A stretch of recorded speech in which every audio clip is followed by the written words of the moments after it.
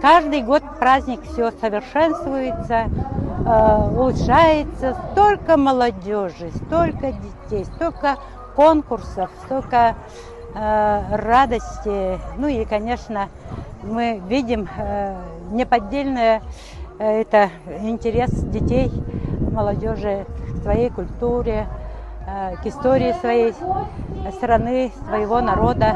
И это, конечно же, самая большая сила и мощь любого народа.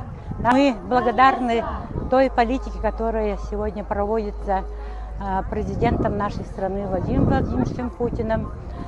Принята месяц назад концепция устойчивого развития коренных малочисленных народов до 2035 года.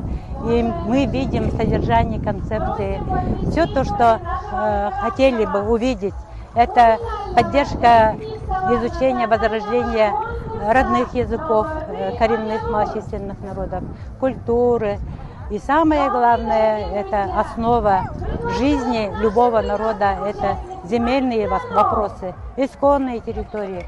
Все, без земли традиционные виды хозяйствования не могут развиваться. Вот в таком ключе принята сегодня концепция поддержки народов на уровне страны.